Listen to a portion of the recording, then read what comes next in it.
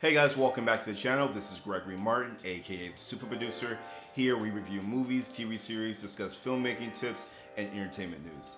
If that's something that sounds interesting to you, please don't forget to smash that like button, comment down below, and subscribe to the channel. Also, don't forget to ring that bell. It keeps you notified whenever I post a new video, and it also helps the channel grow. And with that being said, let's just jump right into today's video. And today we're reviewing the documentary American Murder: The Family Next Door, which was one of the most fascinating and probably one of the hardest documentaries I've had to watch this year. The documentary gives us a raw, first-hand look at the events surrounding the disappearance and murder of Shanann Watts and her 3 kids. Now, this is a story that I totally remember. As soon as I saw the thumbnail on the title, when I clicked on the title, I saw the husband's face, and it transported me back in that time of when this story made national news. But what's fascinating about this documentary is that we see the first-hand experience of everything as it goes down, like even before it makes national news. I can't recall any documentary that tells a story in a way where that they only use footage from first responders, police body cameras. They use Shanann's Facebook feed. They use text messages, phone calls. They use all of these devices to tell a story, which I found really, really cool. There's no reenactments or any interviews of the parents or the police officers or anything like that. It is the straight, unbridled footage is what tells the story. And like I said, I just don't recall ever seeing anything like that, or especially something so well done. And that was really captivating to me. Like, you see the last footage of Shanann returning home. You see the husband loading something into his truck in the middle of the night.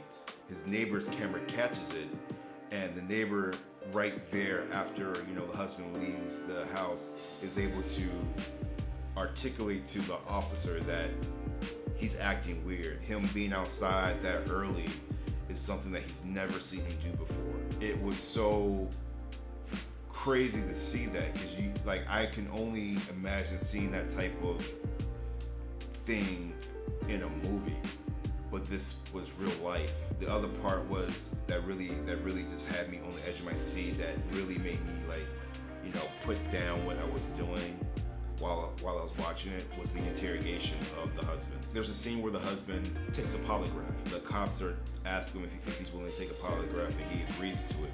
And he goes into the interrogation room where the person that is administering the polygraph hooks him up and tells him that, if a person is guilty, that they should not be taking a polygraph because she's going to find out. They go through the questions, and she comes back with another officer, and she's just straight up like, you did not pass the polygraph. Let's not be around the bush.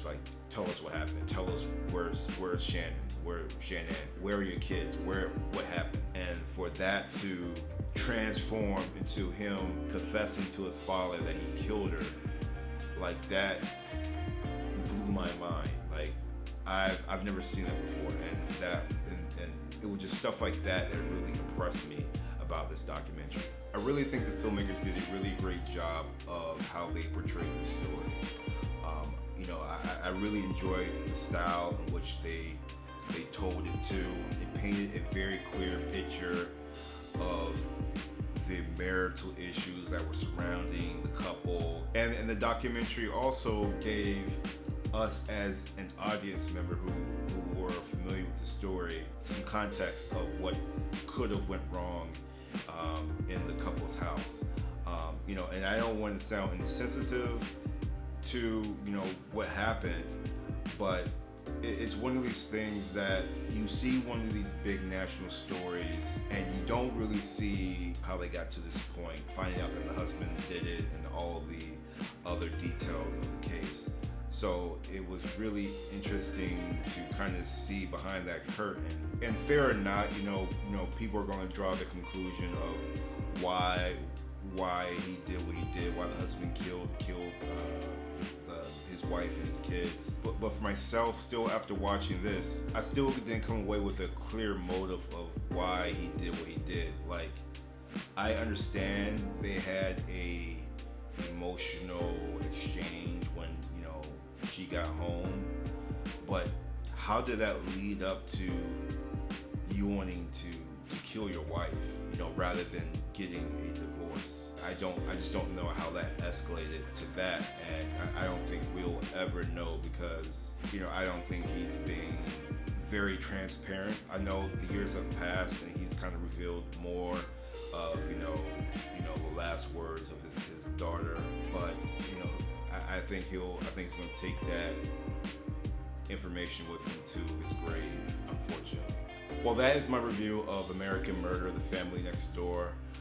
This, again, was a very tragic story, but it also was very enlightening to see behind the curtains, to see, the firsthand knowledge, and really see a documentary or in a true life story, a true life crime story being told from the time that you see the victim approach, the victim enter the scene. You see the husband, the possible suspect, and you see all of the actions that happen, prior, leading up to the murder, and then the events that happen after the murder. That was some of the best television I've seen, and I think you guys will enjoy it too if you enjoy that type of documentary. Well, that's all I have for you guys. I hope you enjoyed this review and found it helpful. If you did, please don't forget to smash that thumbs up and subscribe to the channel. And as always, I will see you guys on the next one.